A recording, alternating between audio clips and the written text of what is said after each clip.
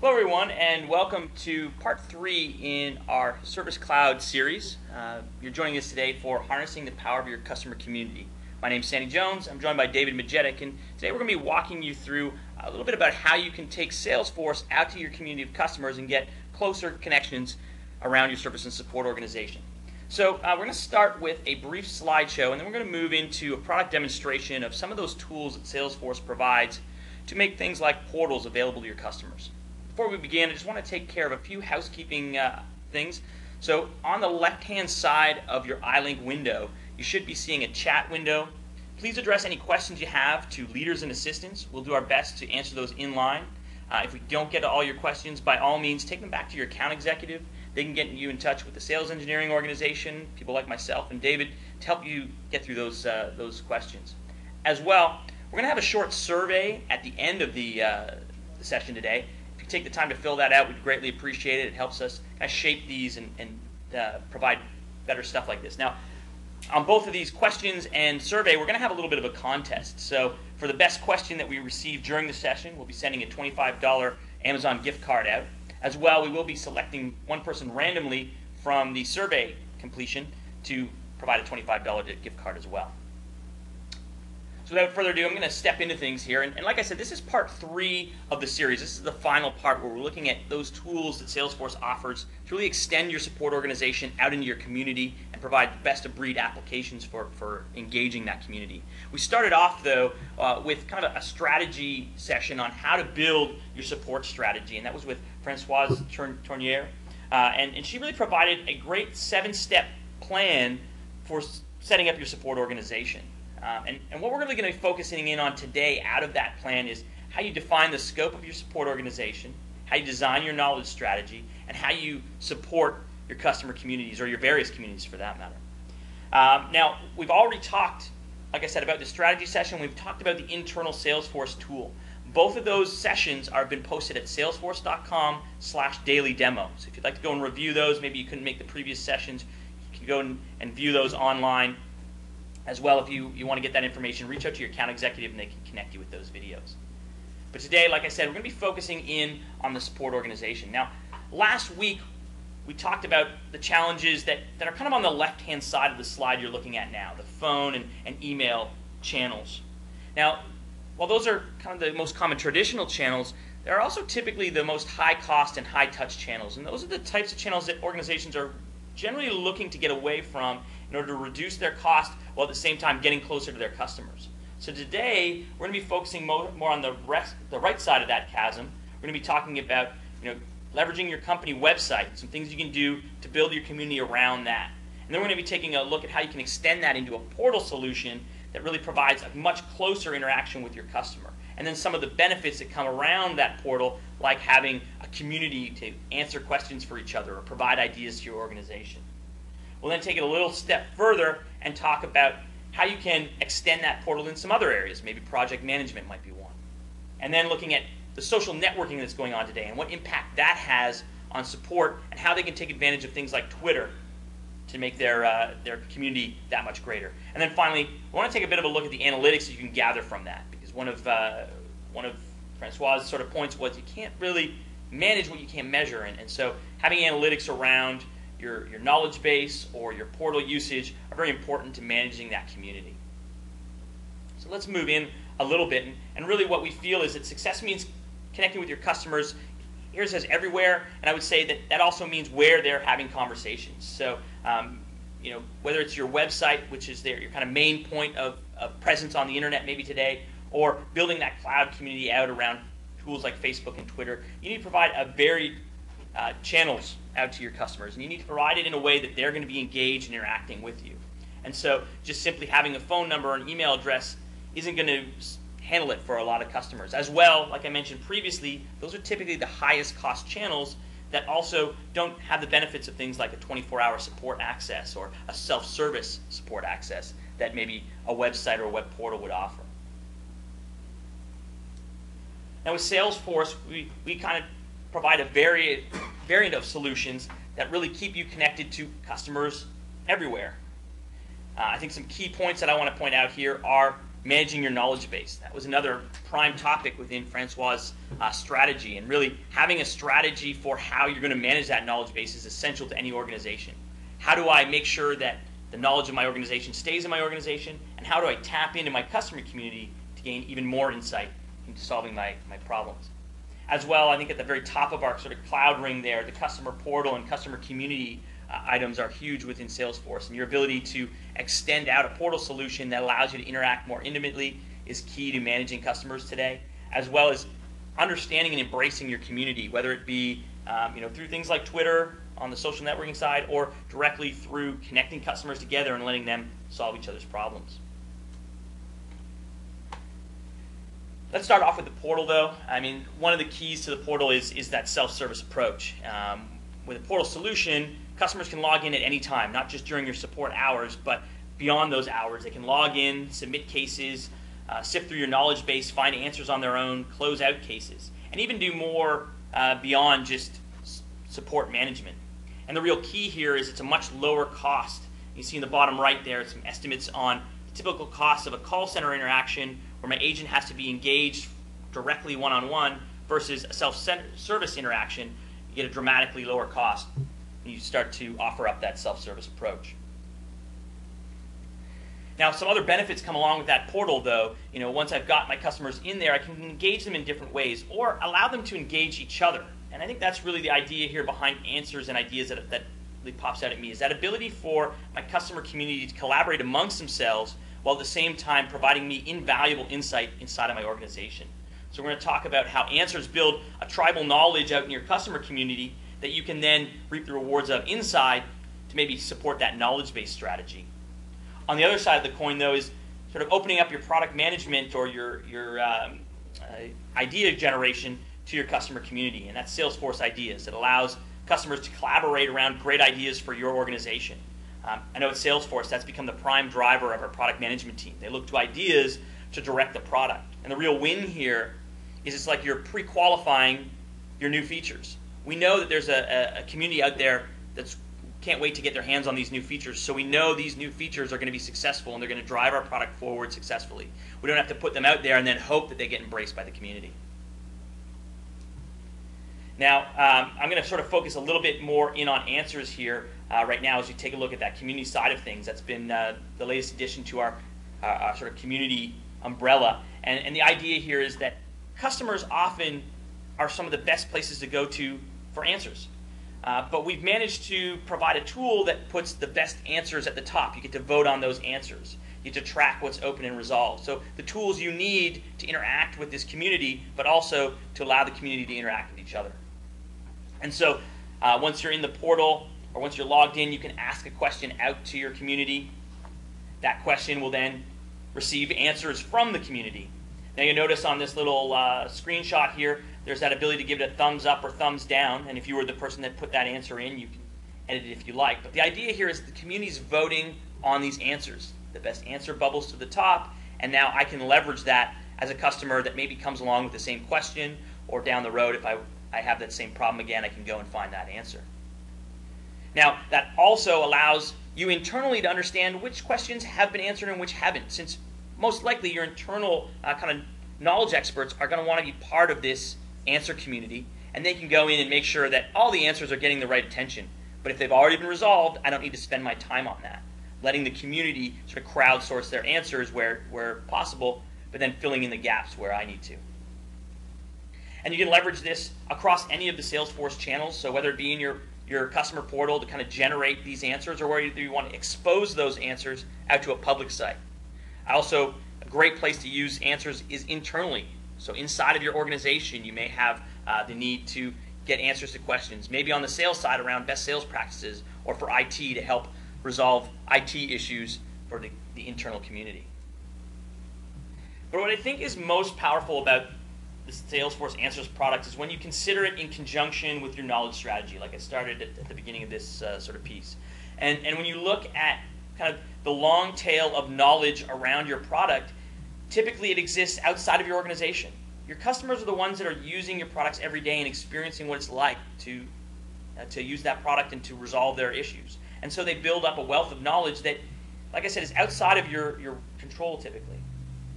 So that 80% needs to be brought back into the fold to really provide a complete knowledge solution.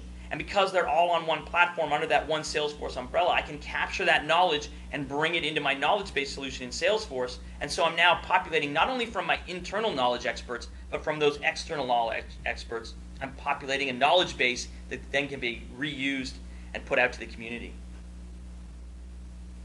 And that kind of leads me into Salesforce Knowledge. And there's a couple different solutions that Salesforce offers around knowledge management. I don't want to get too far into the weeds on this, but we have a solution management and what we call Salesforce Knowledge. They both provide a different level of knowledge-based management. For today's conversation, we're going to be talking more generically around general solution management. If you want to know more about sort of knowledge-based segmentation and our advanced knowledge items, please contact your account executive. But the idea here is to have one source of information inside of your organization that can be served out to multiple channels. That knowledge base is going to be the driver for not only external people answering their own questions, but your internal reps are going to leverage that to resolve issues in a timely, efficient manner. Whether I need to email these solutions out or just sift through them so I can communicate them over the phone, I have those options with Salesforce Knowledge. And so beyond kind of the internal community, there's also communities going on of which you're maybe not the driver. I think of Facebook and Twitter and even Google searching. Those are all things that your community is doing outside the realm of your support products. So this is a channel almost on its own existing outside your organization. And traditionally it's been very hard for organizations to tap into things like Twitter and make use of those inside their support organization.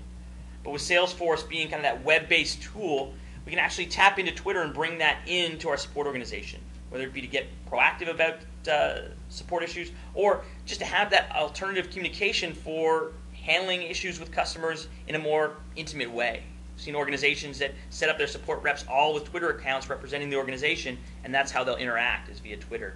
And it's a great way of kind of broadcasting out messages and getting close to their community. As well, you can build applications on Facebook that tap into Salesforce via our web services API that allow you to kind of use that as a forum for delivering that interaction.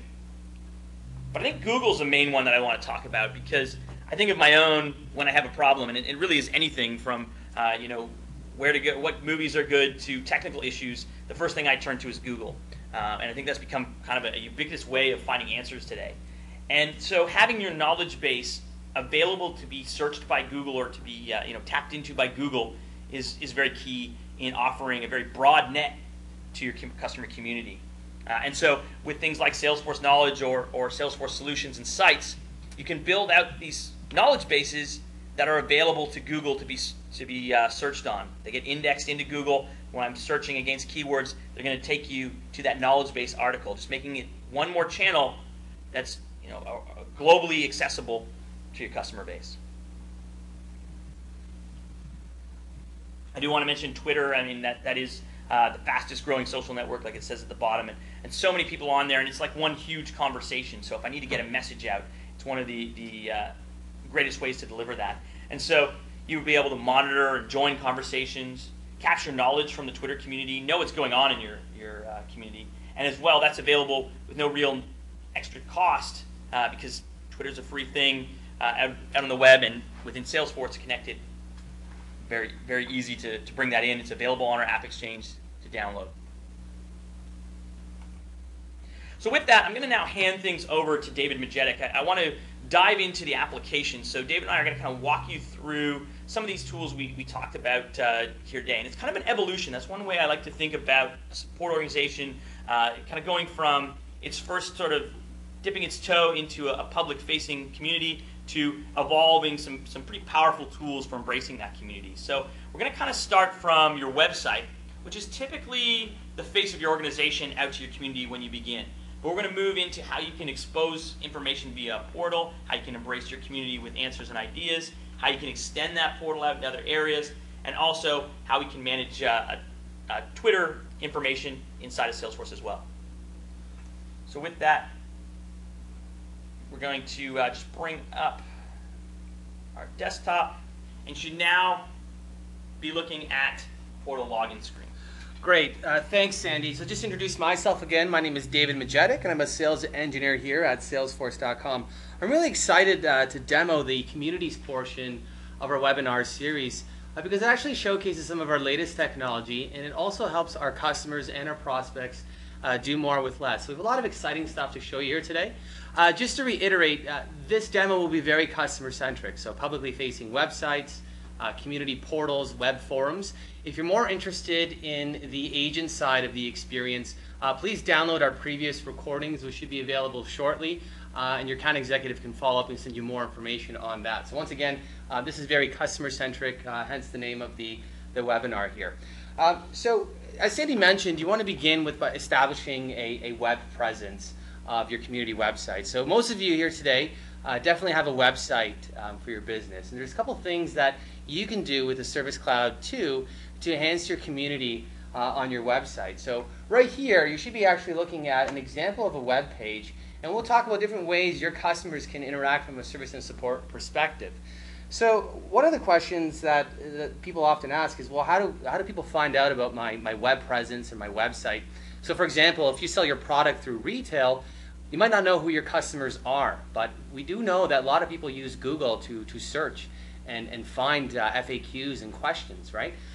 So for that, we have the knowledge base. And as Sandy mentioned, these are articles, essentially are web pages that can be indexed by Google.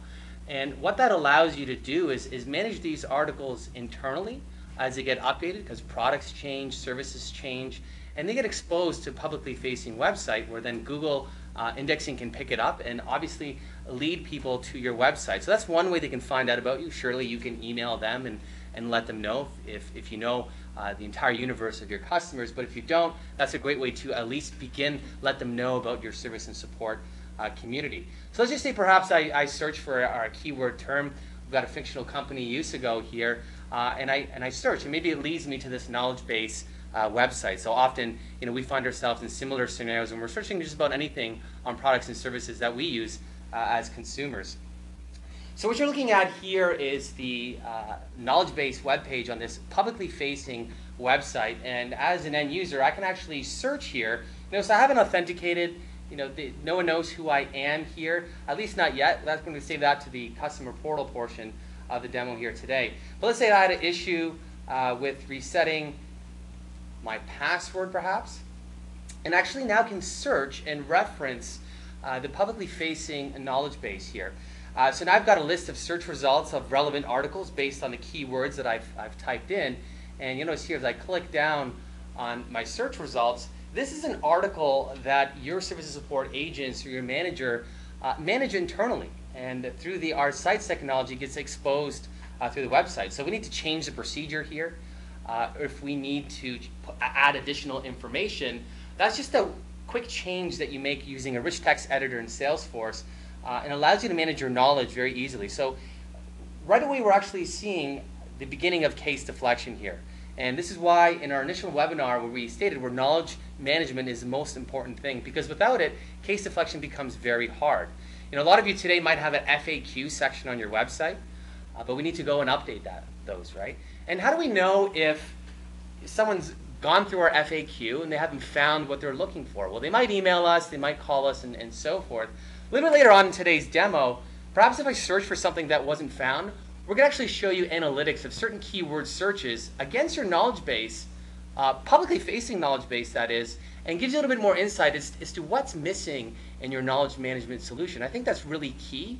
And when we have these types of analytics, we can actually increase our case deflection, or at least maintain it at the very least. So I'm going through this article, I definitely find what I'm looking for, and right away we've already deflected a case that otherwise would have come in over the phone, and we know how expensive that can be in terms of time and resources. Great. Yeah, so I think you think of this as sort of your first line of defense. This is a place that most people know about your organization, your own website, and the public-facing access is going to allow customers to solve their issues without any cases being created. But now let's maybe transition into that scenario where the knowledge base either I don't want to make public, or they went through it, didn't find their problem, but now need to submit a ticket or a case into the system. Absolutely. So we definitely want to make it easy for our customers of Usago to contact them. And really we don't know who those customers are. For that, we have this Contact Us section on the publicly facing website. And what this actually does is it brings up a form that we can actually fill out. So we'll fill out our contact information, our email, and our phone number, and we can categorize the type of issue we're having. So maybe having a technical issue, or perhaps it's an installation or end user functionality, and this gives us a little bit more insight as to what's going on. And I want to kind of compare this to a typical email interaction, because what you just pointed out there is very key to why sort of a solution can provide more valuable information. With an email, we're getting largely unstructured data. We're getting free text about the problem. But here you can see we can now structure that data. That means better analytics, better case routing, and just an overall better understanding and handling of the issues we're facing with customers. Absolutely, Sandy. So how many times have we found ourselves in that scenario where we have an email address for support, maybe on our Contact Us section on our website, and somebody sends an email saying, hey, this thing doesn't work, need some help. Well, great. We don't know what to do with this. We don't know who to assign it to. We don't know how to escalate it. With this form, like Sandy said, structured data leads to a structured support process of what we need to do internally to assign this case and, of course, escalate it. So one of the advantages of this is obviously the structured data, but what if we need to go back and forth? What if I need to interact with this case? So surely I'll get an email to this fictional email address here stating my case number and perhaps some high-level information of the support process. But what if I need to log in and check the status? Well, for that we have the customer portal. And now I think you can start to see how this community portion of our series here is an evolving thing. You might say, well, David and Sandy, I'm really not ready for this community things. I don't have a support process in place. Well, at the very least, the web-to-case form using the Service Cloud application will help streamline some of that process, and maybe that's a starting point for you. But if you need the customer portal, let's go ahead and take a look at that here. So very similar to the publicly facing website, but we see here it says, welcome Lauren Boyle. So just to backpedal a little bit, you would actually have a log in here or register here. Your customers can actually self-register for the customer portal. So when they log in, it's a branded experience relevant to them, relevant to the services they have signed up for you, the products that they perhaps registered, and the service and support that they're entitled to. So I know a little bit more about what's going on here. So for example, if I'm logged in as Lauren Boyle, we can have some branded messaging here. So depending on the type of customer that logs in, we can have different messaging for them and show them different data. So for example, here, if I scroll down in the customer portal, I can see things such as my registered products, such as the WRX router. I can look at my recent service and support issues and what status they're in. And of course, I can actually drill down on that and get a little bit more detailed information if I so choose to. And I can also look at popular solutions that are relevant to me. Going back to solutions versus our knowledge-based product, if you wanted segmentation and only see a portion of the solutions or knowledge-based articles that someone is entitled to based on the services that they signed up for, based on whether it's North American support versus somebody might be in Asia Pac, this is what type of segmentation we're getting at here. So let's take a look at submitting a case through the customer portal and how it differs from that one-way submission of the web-to-case form. So what I can do here is simply log a case for customer support as Lauren Boyle, of course. And this takes me to my log a case screen. And of course, let's just stick with the theme of issue with resetting my password here. I'm just going to add that in the description. And you see, of course, here I can categorize this case however I want. And by the way, you can add any custom fields you want. These aren't the fields that you're just limited to. You can have any pick list values of any products or assets that you might have. But you notice here, I can also associate this to an asset that's relevant to me. So this is an instance of Usigo's product that Lauren Boyle has registered. So I can associate this to the WRX router. You see I have the serial number. So this gives us a little bit more analytics and insight as to what are they logging cases on and for, right? So what we can do here is submit that case, or I can also submit it and add an attachment, upload it from my computer, and just give a little bit more value-add information for service and support to handle. So we'll go ahead and submit this case. And of course, we always want to suggest solutions. So we have case deflection happening here. So based on my subject and description of the case, the customer portal is actually suggesting solutions that I should take a look at. So this one looks like a good fit. I'll go ahead and click down on that. and I see here the steps on how to reset my password. So it looks like the answer I'm looking for. And what's value add here is that we can actually tell whether or not someone's logged a case, logged it against, what they logged it against, right? So the asset. And it's asking me, did the solution help answer your case? I'll say yes. And I have the ability to close out my case. So this is really important because later on in the demo, we're going to actually show you some analytics of cases that were actually closed through the internal application, through a service and support agent, or cases that were closed perhaps in the portal. So you still need to know what type of cases are being logged because maybe that's affecting your product or your service or some bugs you need to sort out. So in this case, I want to keep my case open. And I can go back to case 1514 here. And this allows me to correspond back and forth with the service and support agent. So because I've classified this case accordingly based on the asset, the type, and the subtype, it's been automatically assigned to the correct service and support agent or perhaps team or queue. And what I can do here is add case comments. I can add, for example, it started happening when I, perhaps upgraded such and such. So we'll go ahead and save that. Anytime a customer adds case comments, the agent or team that's assigned to the case will get notified via an email. So they don't have to sit there and refresh their screens all day. But what about the customer? How do they get notified? Well, if the agent changes the status or if they add additional comments on the inside, we'll send them an email notification so they don't have to hang around in the customer portal if they don't need anything else. Sandy, do you want to take a quick question here? Yeah, I got a couple of questions in from the chat line. So I'm going to start with a little bit about the portal and the branding. So the question was, can I have multiple branded portals from Jordan?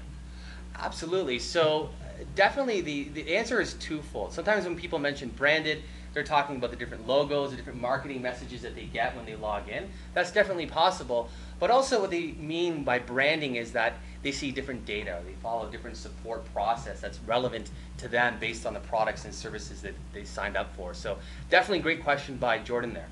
Yeah. So the other question is around profile management. And I didn't catch the name, but can customers manage their own profiles and do things like reset their passwords via this portal?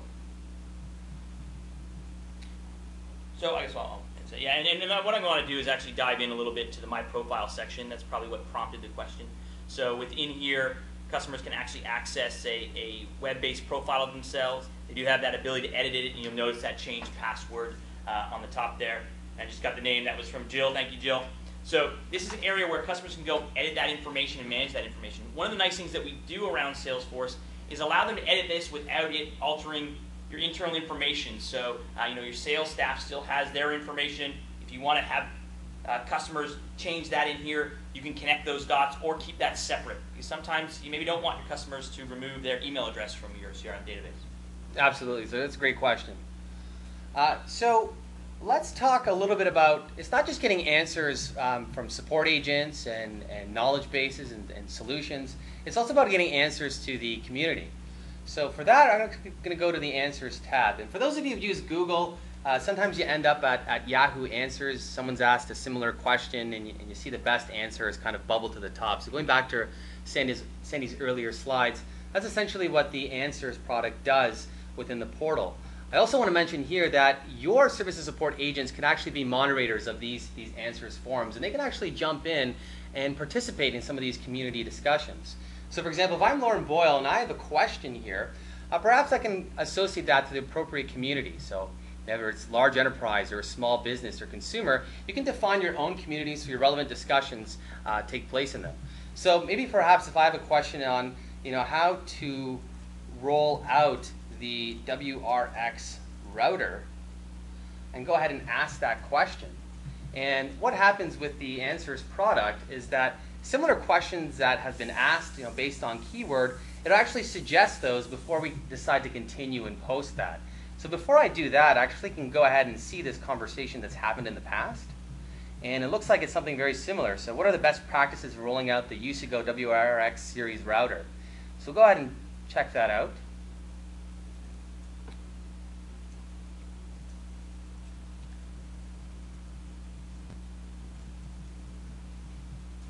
Great, and I actually see that a best answer has actually been chosen here.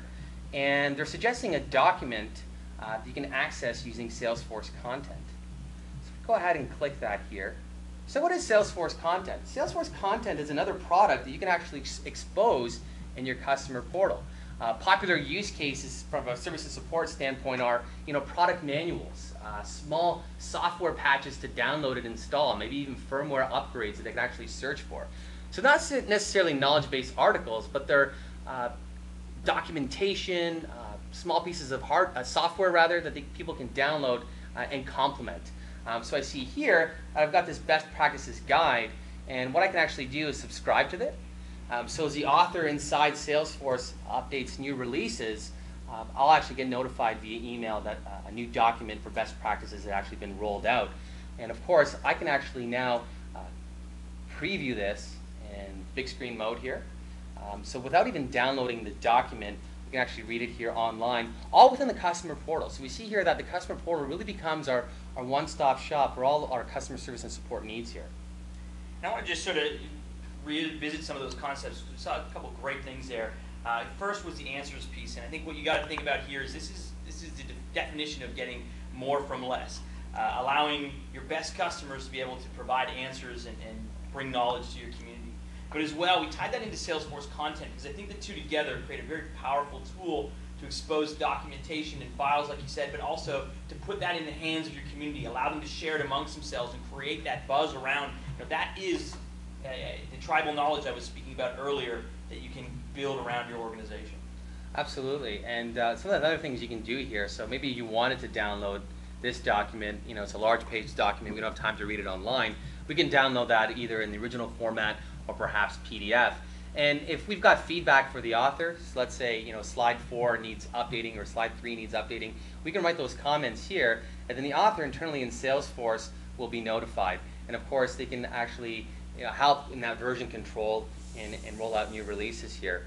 I also wanted to mention within the Answers product, if a question does not goes unanswered for a certain period of time, we can actually create a case from that internally and have your service and support agents handle that through a regular service and support process. So even if they go through the Answers channel, they actually might end up through the customer portal or internal app interacting with an agent. So make sure nothing falls through the cracks here.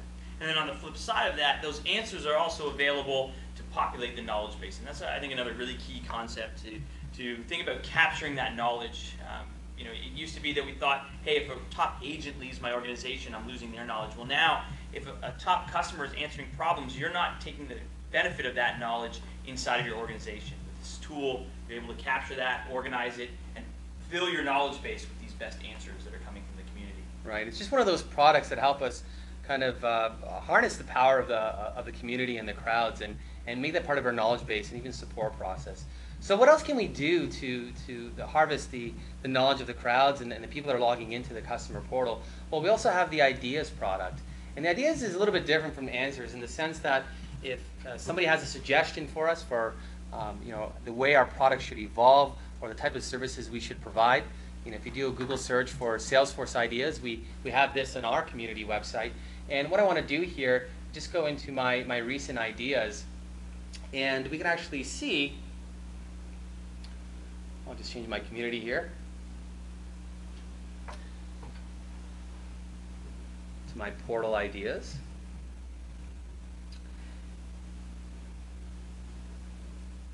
And here we have some ideas that have actually been submitted by our community, our customer portal users.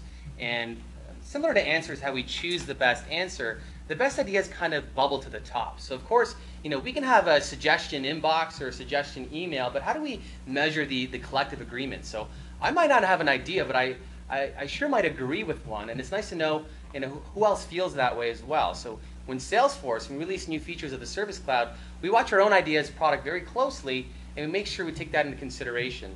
We let our community kind of drive the innovation of where our products are going. So I have another question here, David. The question is from Joy. It's, can you control who has access to these customer communities at, say, a user or a contact level? Absolutely. For example, it might not make sense to have someone in a customer community for a product and service they're not signed up for, because they're really not going to need any help, or they're not going to add any additional value here. So we can definitely control that, and that all goes in line with the branded customer portal experience. And I think another great use case is your community of experts. So you can kind of bring them together within a community where they're sharing maybe a higher level of understanding, and those are the answers that you're really pulling from for that knowledge base. Absolutely. Any other questions? Actually, I think this question is sort of a clarification point. So the question is, will the customer portal work with the professional edition? And that's from Samaran. Perfect.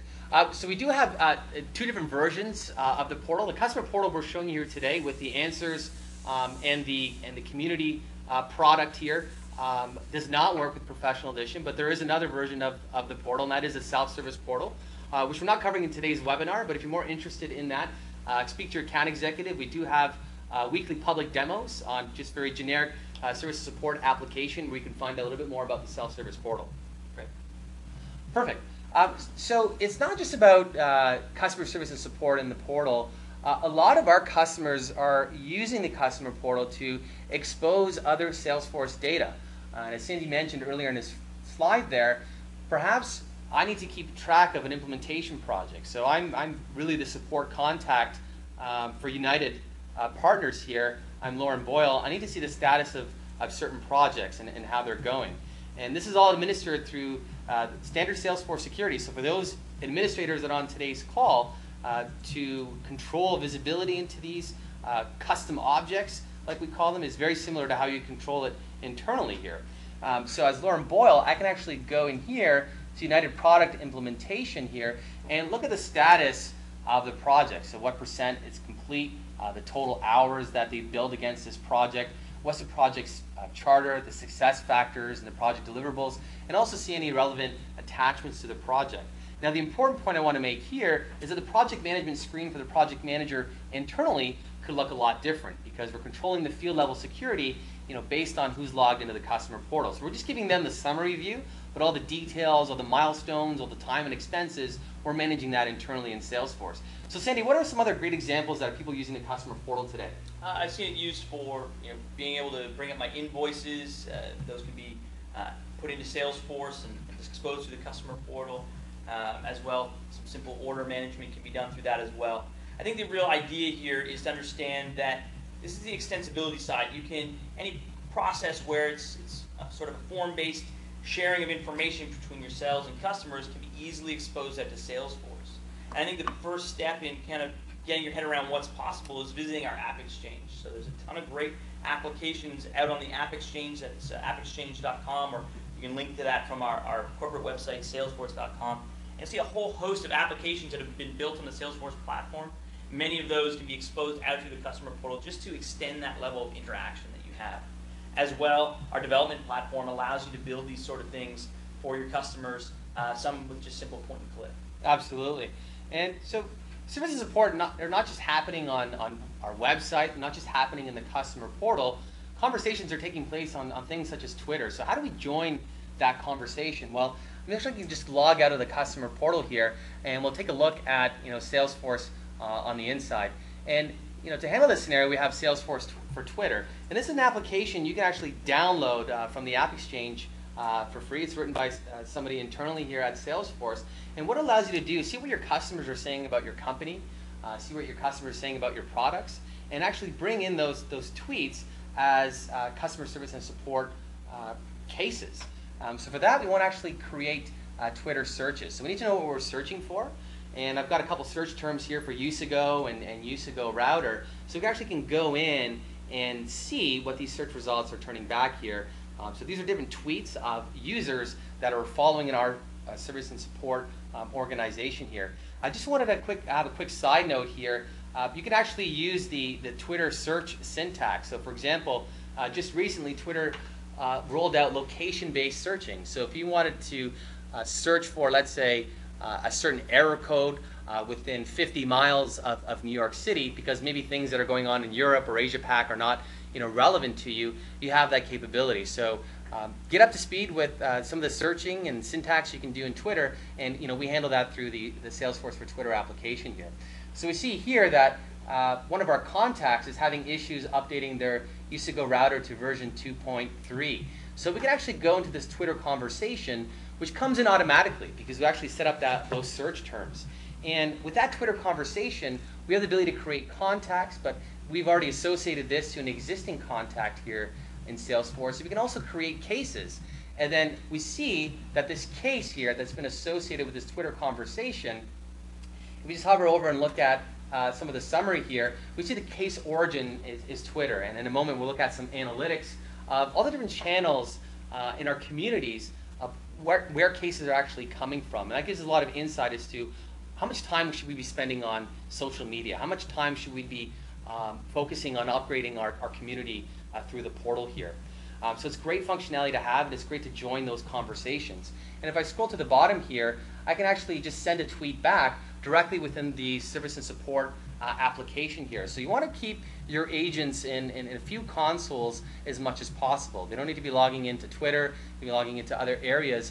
You want to have everything through all your channels come through Salesforce and be able to post out through those channels through Salesforce, whether it's a customer portal, whether it's Twitter, whether it's setting up some sort of Facebook application and integrating with that as well. Got another question in here, and I think it has some great timing. I'm going to be moving on to the analytics thing in just a second, but this is from Carrie, and she wants to know some techniques for rolling out and promoting your community and how you get customers sort of focused away from the high-cost channels and going to things like portals and communities to self-serve. Absolutely. So it doesn't give us any good if we just have a customer portal and our customers are not aware of it. And so number one, you definitely want to let them know about the customer portal. And I've had some customers have a lot of success. As soon as somebody actually logs a case through a web-to-case form, we actually automatically auto-respond and give them a link to our customer portal where they can now authenticate, log in, or perhaps even self-register and get self-serve support there. Yeah, I think that's a great point. In any of your communications back around your self-service, you should be driving that portal as your self-service option. So linking them in via email responses is a huge way that you can help drive that, leveraging your website to advertise that and just get the word out. And that's sort of step one is have every communication kind of direct them towards those low-cost channels. But on the flip side as well, you're going to be capturing metrics around the users that aren't using it versus the users that are. And that allows you to better target where you need to put these efforts in. It also means you can start programs around, maybe a rewards program around those that use the low-cost channels, or a higher level of support where cases come in through the portal, and really lead them through a higher level of service or just an overall higher satisfaction when they use the portal solutions. And I think that actually does provide a great segue into us talking about analytics if you're ready to move on here. Absolutely. And kind of understanding what we can capture out of these tools, because again, kind of reaching back to Francois' preamble was you can't manage what you can't measure. So let's take a look at that side. Absolutely. So let's just go to our dashboards tab. So a lot of things are going on, right? A lot of things are going on our publicly facing knowledge base website. A lot of things are going on in the customer portal, and there's conversations going on in Twitter. So how do we measure all this? How do we be in all these places at once, and how do we figure out what's working for us and where do we need to focus our time? So for that, it all boils down to the statistics that we gather, and using the Salesforce reports and dashboards gives us a lot of insight into that. So whether you're a service and support agent or a service and support manager, we can give you insight into some of these things. So let's just take a zoom in some of these reports and give everyone a closer look at these. I can now look at my cases by channel. So we see here that 28% of our cases are through the portal. So Sandy, if we do a little bit of math here, and we've got a lot of service and support issues that are averaging $7 a call here, we're saving a lot of money with the customer portal interaction here. We see that phones down to 16%, and we also have a surprising amount of conversations happening in Twitter. And so to bring this back to Carrie's earlier question, under the hood of these dashboards is a lot of information, and I can see who's submitting these cases. And so now I know who are my email-heavy users. Those are the ones I want to focus on getting over to the portal. Same with those phone call people, where I probably don't want to push my portal to the people that are already there and already leveraging that. Absolutely. And it all really boils down to the case deflection rate. So we have 18% of our cases have actually been deflected either through a public knowledge-based search, the customer portal. And for that, we have additional insight as well. So cases closed in the portal and by type. You see we're great at closing installation and technical issues in the portal, but in terms of billing, looks like we're not closing a lot there. So that tells us one of two things. Number one, we might not get a lot of billing issues, but if we do get a lot of billing issues internally, a simple dashboard report will let us know of that, and then maybe we can add more knowledge-based articles that are related to billing to help deflect some of those. So we're getting a lot of value-added insight here. And then we're also looking at our portal logins by week, who's actually using Knowledge and how, our knowledge score by channel. So as your customer portal users view knowledge-based articles, they can actually give them feedback ratings. We can actually see who's viewing which knowledge-based articles the most, which ones are the top rated, so which ones people really like, and which ones we need to work on in terms of the knowledge-based scores. We can actually have mechanisms for that as well. And going back to my earlier point, we see here that we have certain search terms that provided no results, either through the customer portal or through the public-facing website. So that's pretty interesting because you don't know who it is, but they're searching for something and they didn't get an answer. So this gives us a lot of insight.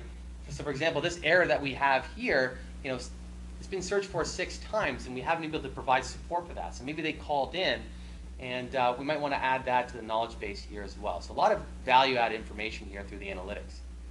I noticed that you also have the customer satisfaction index. Let's maybe talk a little bit about some of the potential solutions for customers looking to measure that in their community, because I think that is an important consideration, is to understand how do the end customers feel about this.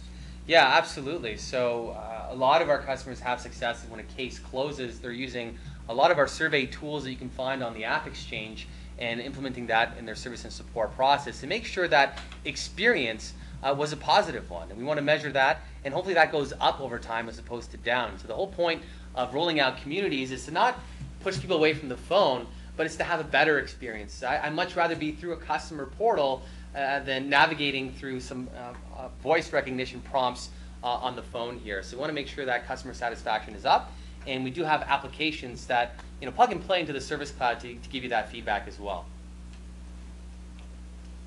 So that kind of brings to end the demonstration portion of Salesforce, and I want to kind of wrap up and kind of talk through some of the things we saw today and some of the value. Like I said early on, think of it as an evolution. There's pieces you can put in place to build upon what you already have or to take what you have to the next level. And so when you think about your customer-facing tools today, probably a lot of organizations simply have a website or an email address that they can get information from their customers. Those are great places to start, but as your needs grow, you're going to need a tool that you can evolve with those needs in a more intimate discussions and conversations with your customers. So taking advantage of your website, you include some simple tools like a public-facing knowledge base that's searchable through Google, or a simple web-to-case form that captures a lot more structured data that can drive case routing and response information to customers. As well, it's going to give you a lot more analytics on the back end that just tells you more about what we're looking at here, the type of issues you're facing. Taking that to the next level, though, is a more intimate interaction around a portal solution where my customers are logging in and they're interactive with me a lot more than just submitting a case. So where I need to maybe edit a case information or access a secure knowledge base where I've logged in, that's where the portal picks things up. And as well, that portal can provide more community tools like Answers, where my community is involved in solving their own problems and also helping me understand problems and solutions that I might not have thought of. Extending that into the realm of ideas, we've also offered a forum where they can submit things that they would like to see in our product. So that's a great way of just building out your community and having more understanding of what's going on out there inside of that secure customer portal. But the portal can be extended out to a lot of other different areas. David showed a great example of project management. That was actually a free tool available on the AppExchange you can download, have internal users fill in the information, expose that out to customer portal users. And there's a whole host of applications on the AppExchange, a great place for you to start thinking about anything you want to do with Salesforce. But as well, you can build your own sort of custom information inside of that portal. It might be that you want to kind of have a survey tool in there or feedback mechanisms that you've built yourself, and you can build those on the Salesforce platform. We then took a look into some of the social networking side, and we focused in on Twitter as well. That's available on the AppExchange free for download, but a great way of kind of getting that broad broadcasting messaging as part of your community management, tapping into what's going on in those Twitter conversations and, again, monitoring that customer activity. Those can be brought in as cases in Salesforce or just managed and responded to right from within the tool.